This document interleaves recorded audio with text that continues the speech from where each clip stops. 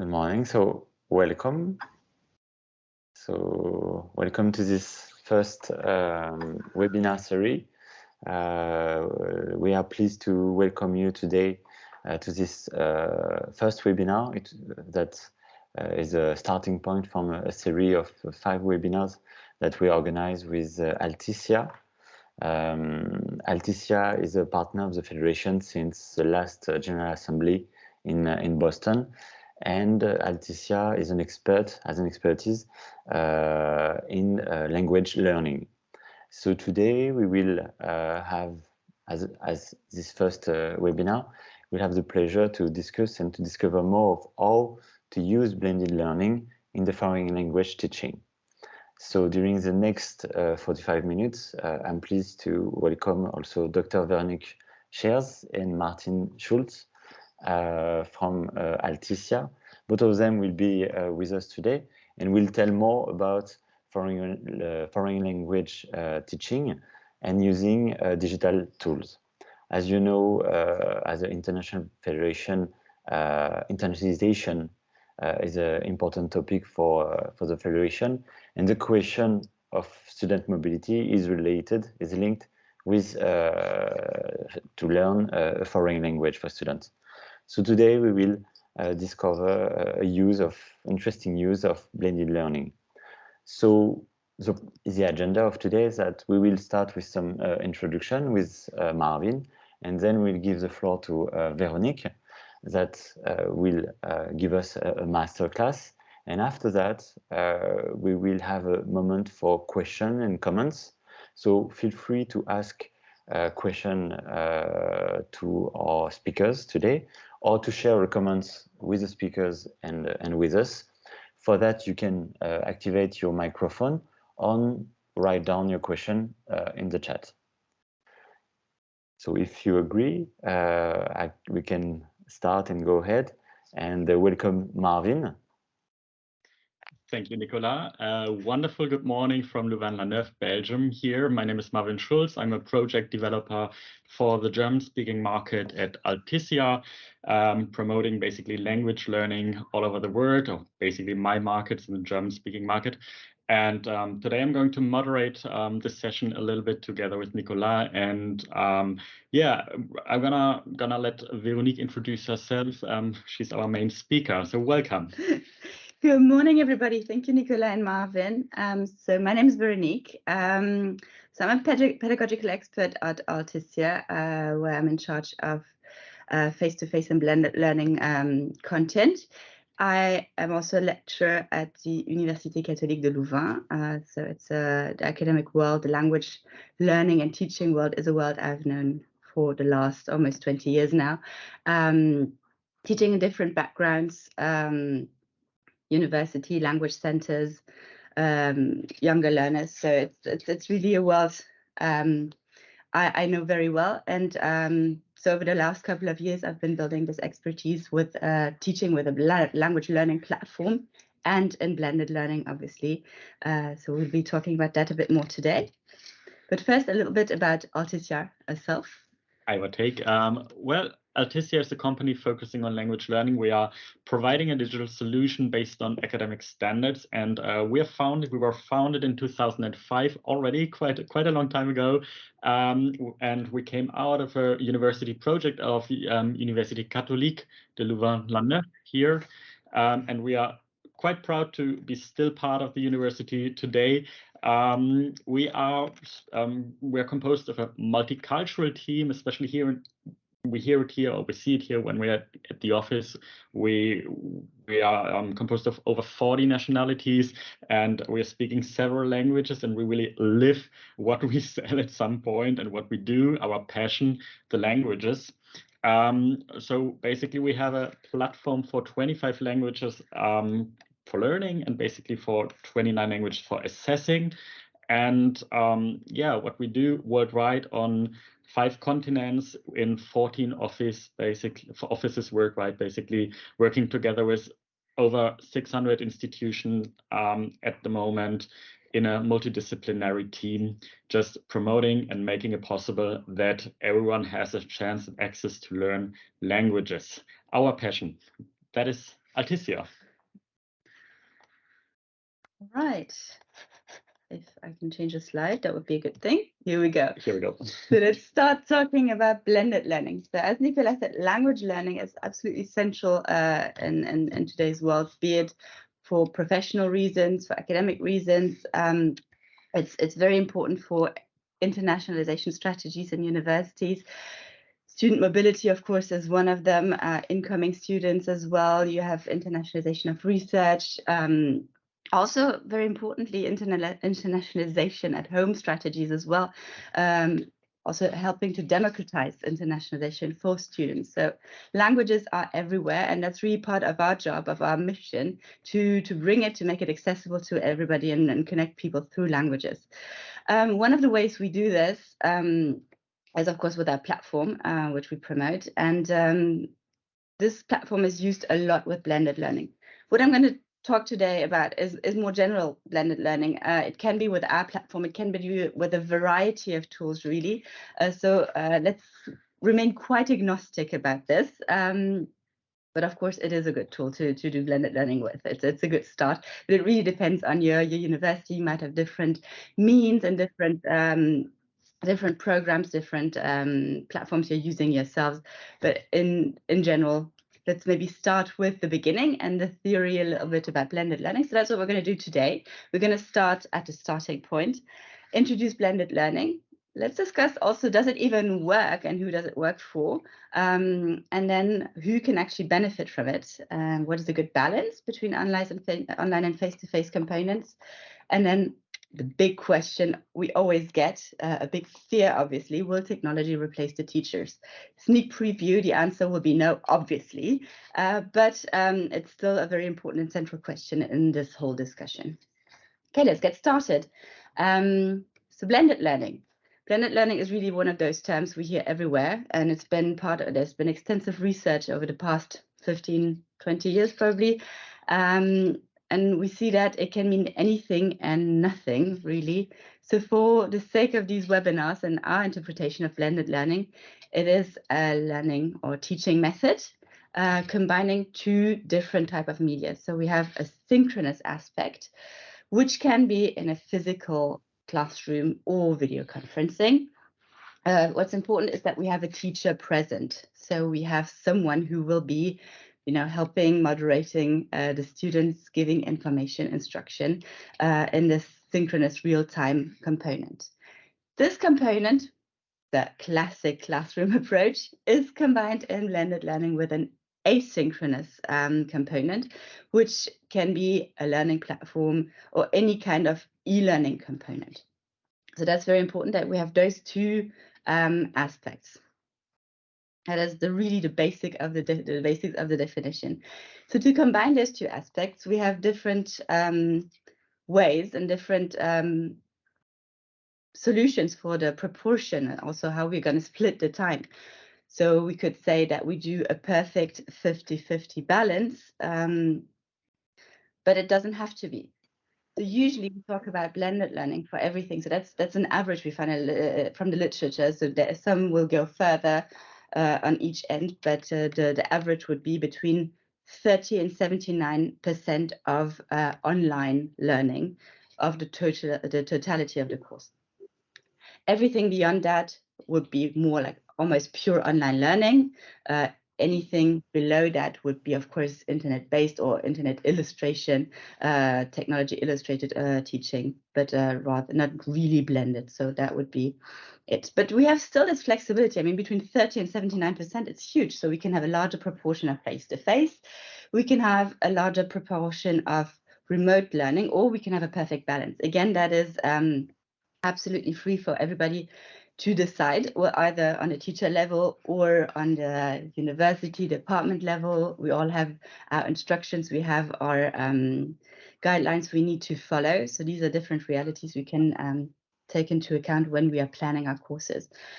That, of course, also, and it will come back up later again, is this flexibility that will allow us to plan our course and to also make it accessible for a large audience as well. So in theory, so when we have our two system and a blended system, the advantages of a face-to-face teaching. So we have this as I was mentioning earlier, the support from a teacher or a trainer, we have a human connection, we have a group dynamic with peer learning, we have oral interaction among learners as well. So all these advantages we have in a face-to-face class, in a traditional classroom, we will combine them with the advantages of online learning, because there are a lot of advantages to online learning. It sometimes gets a bit of a bad rep, but there are a lot of advantages really to speaking for online learning as well. So we have this aspect, this flexibility I was mentioning earlier for blended learning with this time proportion. We also have this flexibility of allowing learners to learn, to study, to work whenever they're able to or when they can. We know that especially, well, adult learners, students, they have a timetable, they have a schedule, they might be very busy. Or also they might have different simply learning rhythms. Some people are more productive in the evening, some people are more productive in the mornings. Classroom learning is not always the best perfect moment for them to learn. So that's maybe not when they're most receptive or when they can't or they have a quieter house. So in online learning, they can work when they can or when they want to, which of course is good for motivation, which is good for learner engagement to be more receptive for learning. So they can really work when they want, when they can. And then of course, through the fact that we have this online platform or these tools accessible basically 24/7, they can also work more frequently than having, I don't know, 2 set hours a week where they need to go to the university campus, maybe commute there. They can just access it even in bed if they want to, from their phones, from their laptops, and work. So it also leads to more regular input in the learning language, and we know that more input in language learning will be helping to be more exposed, hear the language more often, and then learn the language better. Also in online learning, well, we don't have a teacher sitting next to us to motivate us. So again, we have this idea of, well, learners need to be more active, they need to be more autonomous, which, if it's done properly, because they are more flexible to choose their times, well, they are more receptive, and they will learn better. So they will be also more conscious of their own progress, of their learning protocol. It can be, in some cases, depending on the tool. So that is really an aspect that really depends on the tools you're choosing, the tool or the tools, and the resources you have at your disposal. It can be less costly to implement an online learning component as well, compared to, for example, books, providing books or different student books, teacher books, etc., the different platforms, etc. So that is really something you can use as well. It can be an argument as well in different cases. And then, of course, we have this aspect of being able to personalize or differentiate the content for each learner. Because in class, when we're all working together, we're all learning the language together, there will always be the faster learners, there will be the slower learners who might have maybe slightly gaps in their knowledge. Others might be slightly more advanced than the average of the group. Hardly any group is perfectly homogeneous. We usually have heterogeneous groups. So here we can really adapt to these differences we have, or different interests as well. We might have students in the same class, depending on the language they're learning. Some of them are studying law, the others are learning, let me take an extreme, let's do, I don't know, chemistry or physics or something, or biology. And they have very, very, very different interests. So a text that might motivate one group might not motivate the other group. In online learning, well, they can all work on their own specialties. They can work on texts that interest them. They can choose a bit more. Again, be also more active and maybe choose activities that can motivate them. And then, of course, we can work on differentiation, personalization, and also remediation. For those students, those learners that might be a bit slower, they can work at their own pace. Typically in class, when we're doing, for example, listening comprehension, we'll have learners that need to listen to it twice and they're fine, right? But other learners might need a third listen, a fourth listen. They get frustrated because they notice that the others are faster. The faster ones get frustrated because they get bored. Then we have slight mess in the classroom because the first ones are starting to chat, the other ones are increasingly frustrated. Getting this whole lot of people back into focusing and learning together after this activity can be a bit of a challenge. We've all been there. Whereas if they work online, well, the slower, the learners simply that need slightly more time and maybe another exposure, they can listen to it as many times as they would like or need. Whereas the other ones, if they're done after 2 listenings or 5 minutes of reading, they're fine, they can go on to the next activity. So this differentiation, this personalization aspect in online learning can be hugely motivating and hugely beneficial for learners as well. To really work, and then we all get together again in the face-to-face component of the class to then work on what we've go further into what we've discussed, what we've learned before in the online component, and work further in the group and benefit from this interaction. So really, in theory, a blended learning system can really be the best of both worlds because we have the advantages of online learning and the advantages of face-to-face learning. Because in online learning, we do have this, well, we're talking about being more active, but we also have sometimes isolation. We don't have a teacher helping us or activating us if we're a bit, maybe feeling a bit sluggish that day. Whereas we're really combining, and we really need to have someone to still be accountable for. Hold us accountable, rather.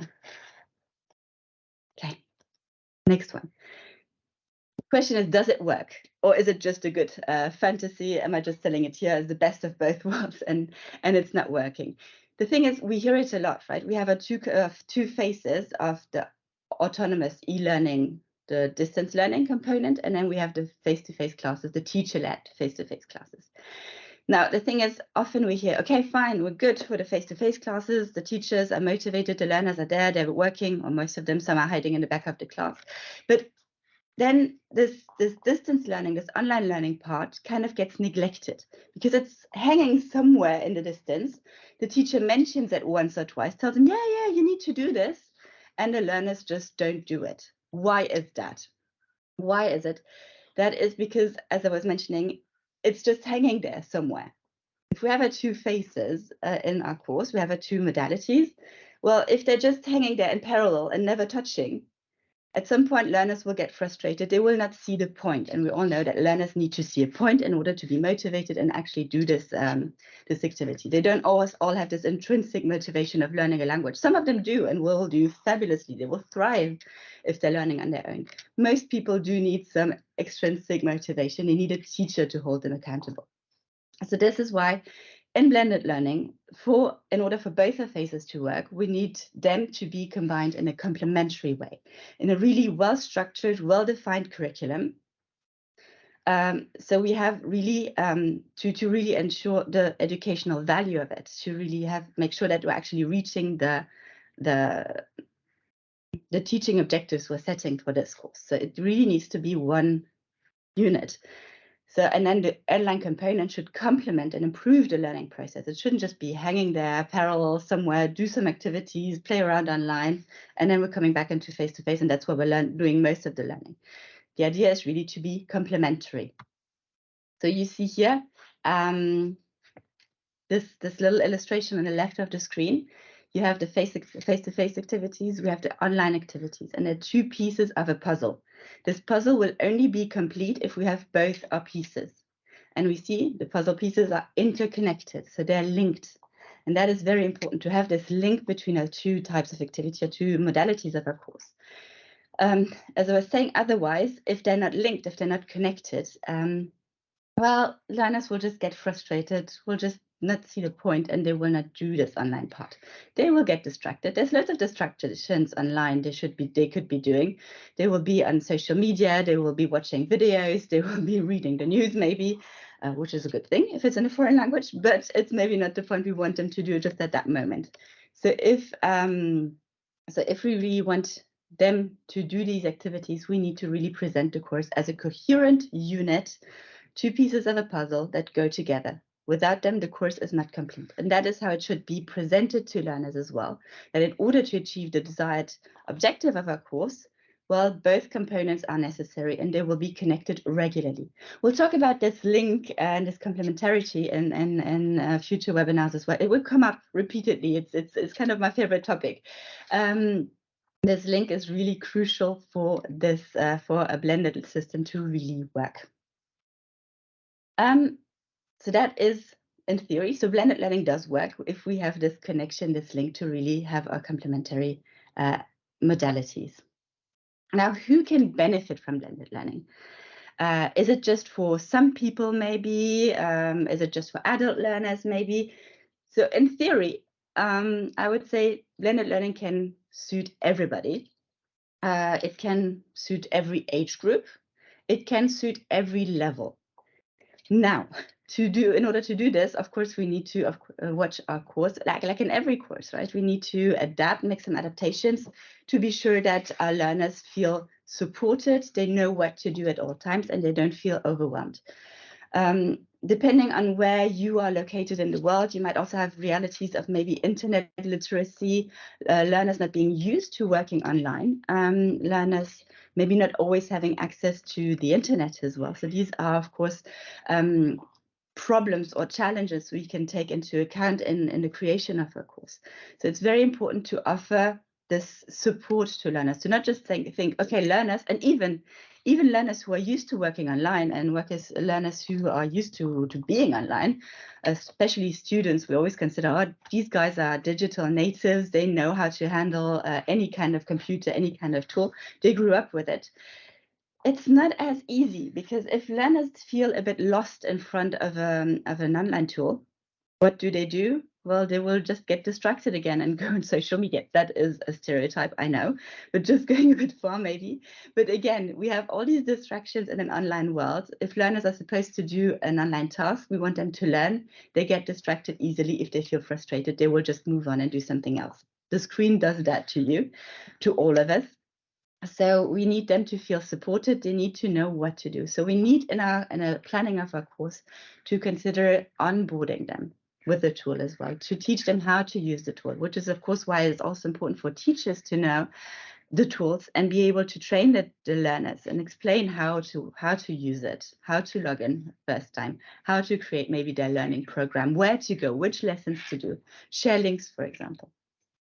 So this communication aspect, the supporting aspect, is very, very important for any kind of level of learners, more so probably with beginners, because they also have the challenge of still being very non-proficient in the language. They're only starting out, so they might not understand everything that's on the screen. So they do need even more support. And then as they move on, linguistically at least, they might need less support and they get more advanced. And then we can also adapt the duration and frequency of our sessions. We were talking about learners that aren't used to e-learning, whether they be beginners or advanced learners of the foreign language. But if they're not used to online learning, to working online, we know that working online, learning online is cognitively exhausting. The screen also creates a mental distance to the learning material. So we get tired more easily. The retention rates are lower as well. So maybe it makes sense to initially at least work in shorter sessions. Again, we go into this kind of maybe not an entirely micro-learning approach, but in an approach where we do shorter bouts of activity online, maybe more frequently. That is one recommendation we usually make, is to work, if they're working on their own on a platform, doing exercises, listening to lessons, reading up grammar, maybe do it for half an hour or one set of activity that's closed. So they remain motivated. They can do it from the beginning to the end. They see the point of the activity. They see the end as well.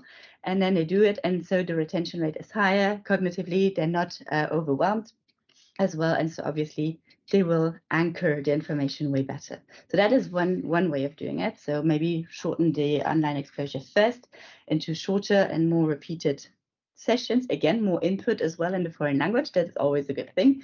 And then maybe we can increase them as we go along and have maybe a higher amount of face-to-face proportion initially, and then reduce that as we go along. Or we just keep it as the same. So that is basically the same.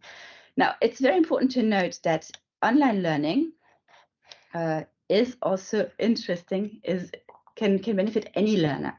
So sometimes we think, oh, maybe it's better if they already have some basic knowledge. For beginners, working online is hugely beneficial. They can work at their own pace, as we illustrated earlier with the case of listening comprehension. They can repeat activities. They can do an exercise. They can start it over. They get automatic correction as well, so they can always get the feedback, learn from the feedback, go back to the exercise. So that is a very good point as well for beginners, for any type of learners, obviously, but especially for beginners.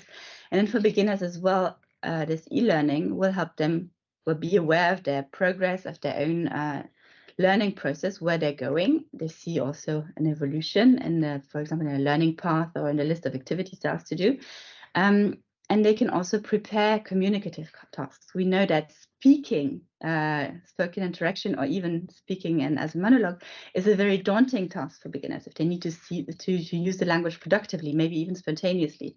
And if we do this extra step of helping them prepare online for a task, a speaking task, they go in more prepared. And statistically, studies have shown that they're more likely to actually speak and then take the word and be able to speak, even if it's prepared. It's not super spontaneous at the beginning, but they're able to look up the vocabulary, get the vocabulary, listen to maybe example dialogues, practice the pronunciation as well if the tool allows it. Then they can already pronounce the words. They know they've been training it. They know the word is pronounced correctly. Then it's hugely beneficial for them to then be able to communicate in class. And then we have this best of both worlds, where they're using this this online approach, this isolated autonomous learning, and then reap all the benefits in face-to-face classes later on.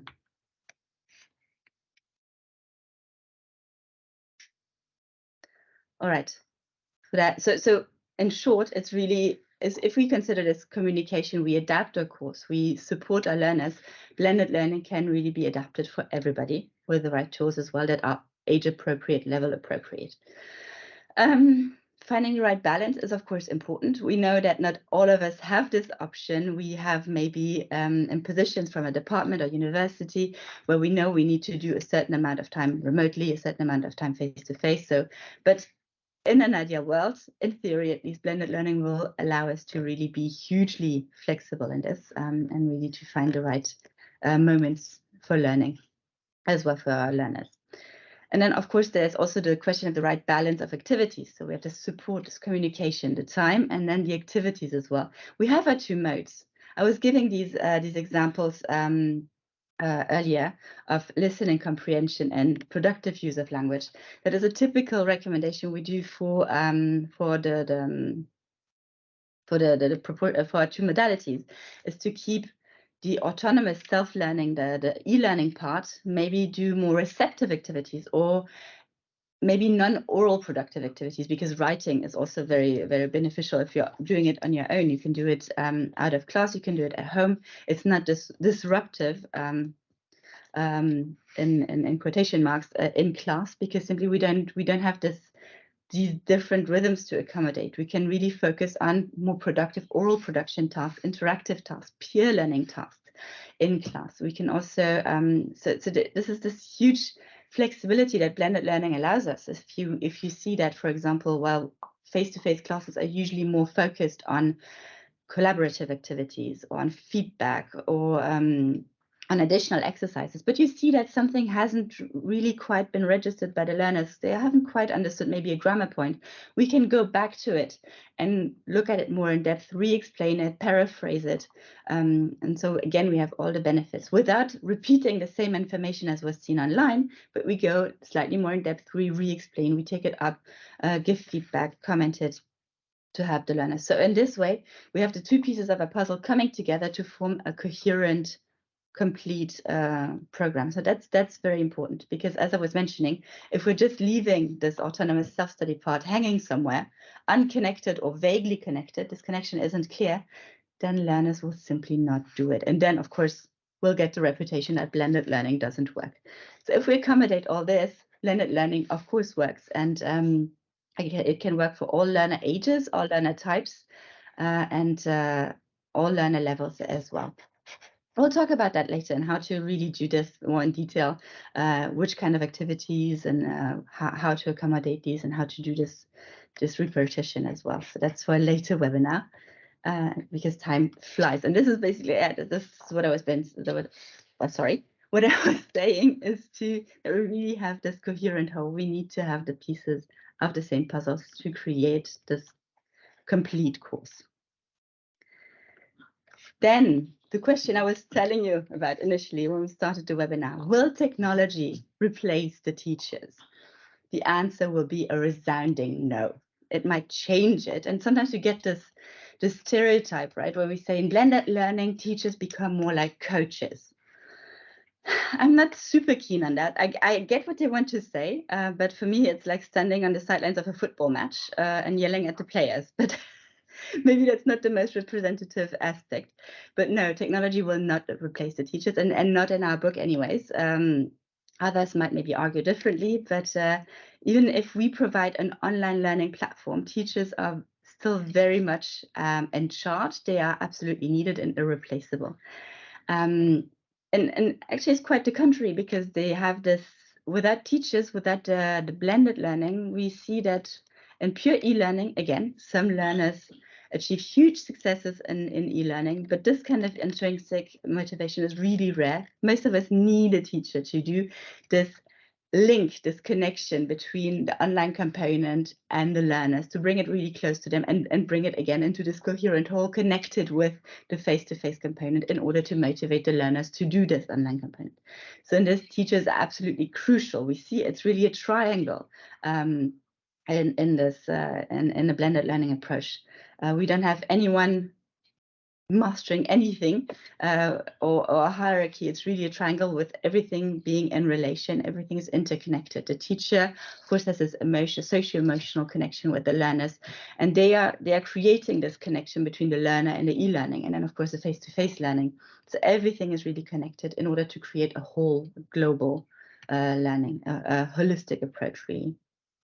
So trainers remain thoroughly and completely in charge. Actually, e-learning can help them to get to know their learners a bit better. They can learn in e-learning. Usually we have a reporting system, any kind of follow-up system, where you can actually look up their activities, the learners' activities. Maybe you've done a level assessment with them. So even if you don't see your students in face-to-face that often, you still get to know them. You can actually look it up. You can even see what those students that are usually hiding in the back of the class and maybe don't dare speak or don't want to speak that much, you can get to know them. You can know how their language level is and how far they are, and maybe also identify cases where learners are maybe at risk because they haven't been doing this online component, and they might be at risk of dropping out, or maybe they're not showing in class, and you can really follow up and see, okay, they haven't been doing the online activities. You can give them a slight nudge, or even at some point talk to them. Okay, what's up? How can I help you? Where is the problem? Maybe it's a technical hurdle somewhere where they don't know how to cope with the platform, and then you can help them, you can understand them better. So you get to know their level, their activities. You can learn a bit about when they're working as well. Outside of class. And then of course teachers, trainers remain absolutely in charge of the course. They're in charge of the pedagogical quality still of the course, and of the relevance as well.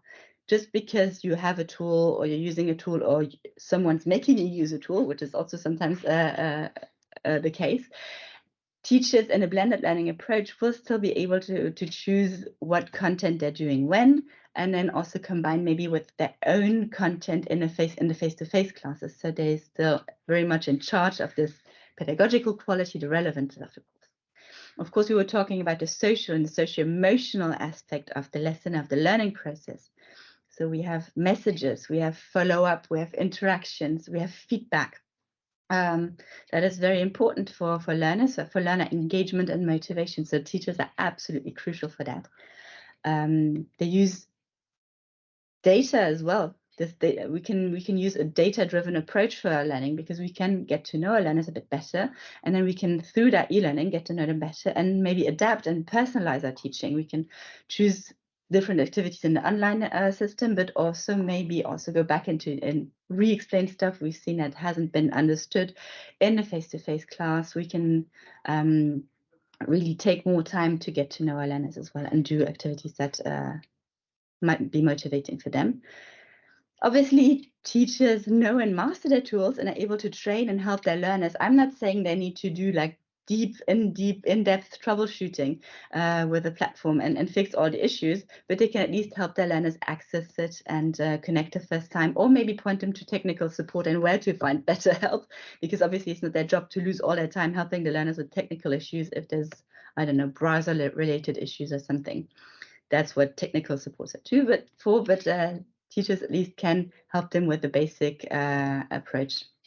And then obviously they clarify the link between the face-to-face and distance learning. They embody this link really. And of course, they're still in charge. They're still the expert in their field. They're still the teaching expert. They're still the ones bringing in the knowledge about language. They're still a source of knowledge as well.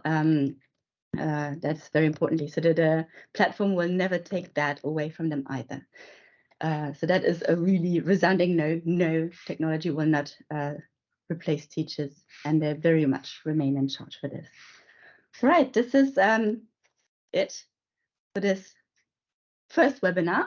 As I said, we're going to go more in depth. So today it was really to get us all started, to set the basic context, and then in the next ones we're going to go more in details into levels and activities we can do. So if you have any questions. Thank you, Véronique, for this really informative presentation. There is a question in the chat. I think we already have answered at some point, but maybe we can still get back to it and sum it up. So we have the question of how can I link when students with different needs are working on different activities at a given time. Just to sum it up, your like straight to the point opinion maybe to this. So even if students are working on different activities online, we can still bring them back together and discuss in class. We can do common activities in class, then more. So it depends on really the class itself.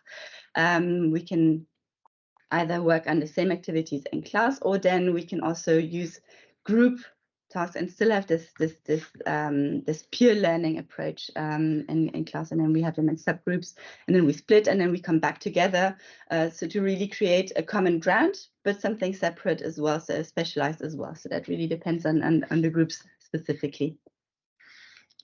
Thank you. So basically, if anyone has any questions, feel free to just drop a note in the chat or raise your voice. You can also unmute or just ask a question, whether it's in the chat or by unmuting your microphone, and we're happy to answer and to get into a discussion. If you have anything you want to share, please let us know.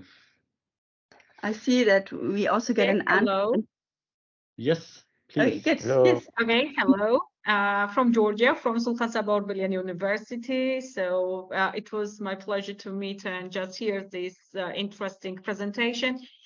I want to know if you have some websites or kind of platforms we can use for blended teaching, or just test it or see how it works.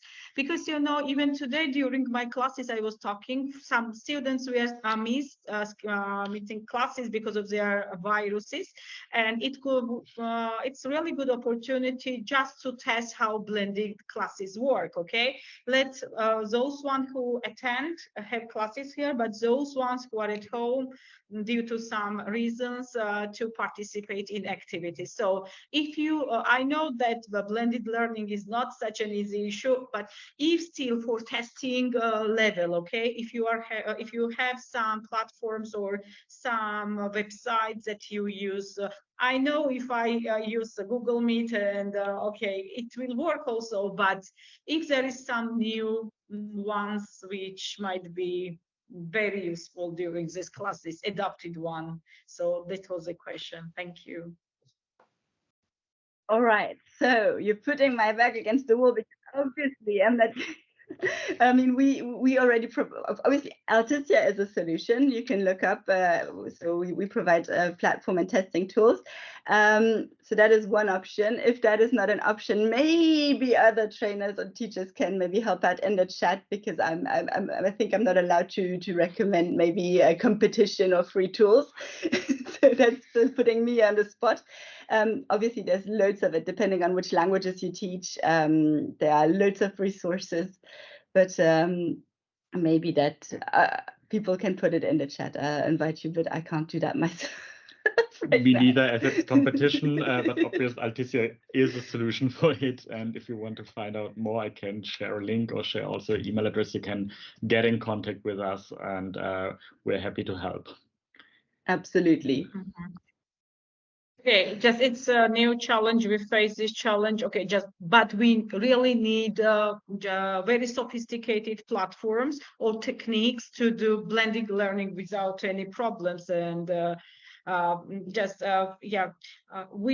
university also works on this issue. Just we want to make some platform or some resources that might be perfect for blended learning, but still we are under the process of seeing what is the best way and how to work, how to manage. So it needs resources, it needs staff, it needs, of course, techniques, a lot of things. So, but yeah.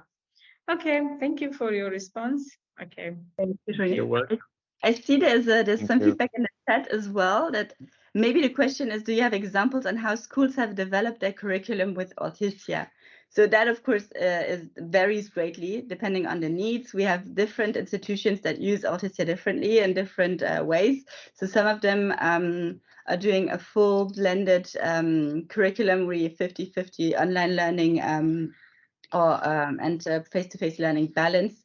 Then we have others that use it as a background tool and a more dominantly face-to-face approach.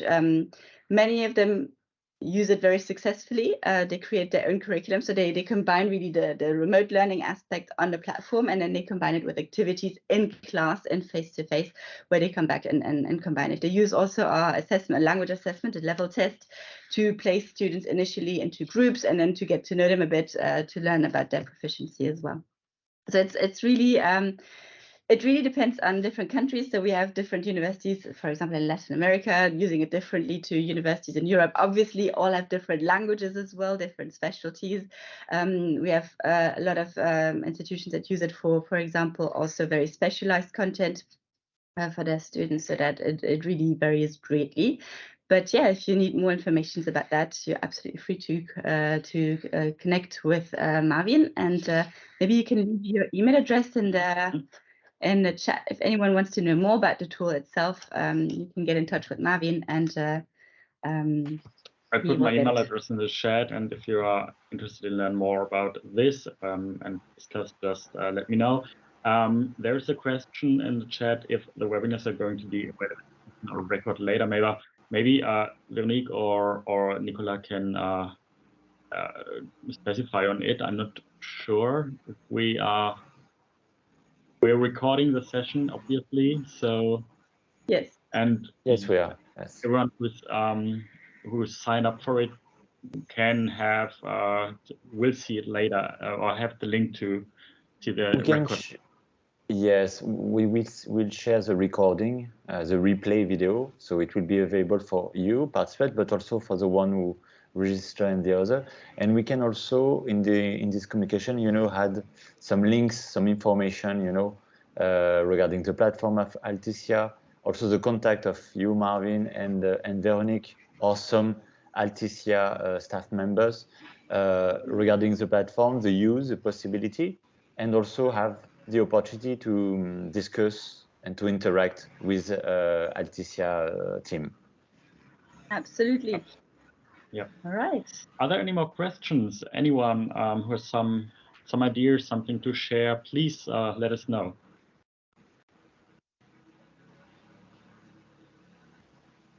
If there's not any more questions, well, we can tell you that the next webinar will be in a month's time. So on the I have a blackout in October, but there's definitely emails going out about that too, where we'll be going a bit more in depth about the topic. Obviously, today was a broad introduction, and then we'll go more in depth in the next 3 webinars. So if you want to stay with us for the next 3 months, so once a month up until mid-December, and yeah, you're absolutely welcome to join us for all this, and we're looking forward to seeing you again. Thank you, Véronique. And regarding the next webinar, it will take place in October 18, same time. And of course, you will receive the information regarding the webinar number 2 and the coming next. So thank you very much for your participation. Feel free to contact us if you have any question regarding this presentation or the particular element or points. We remain at your disposal, and we hope to see you on October 18.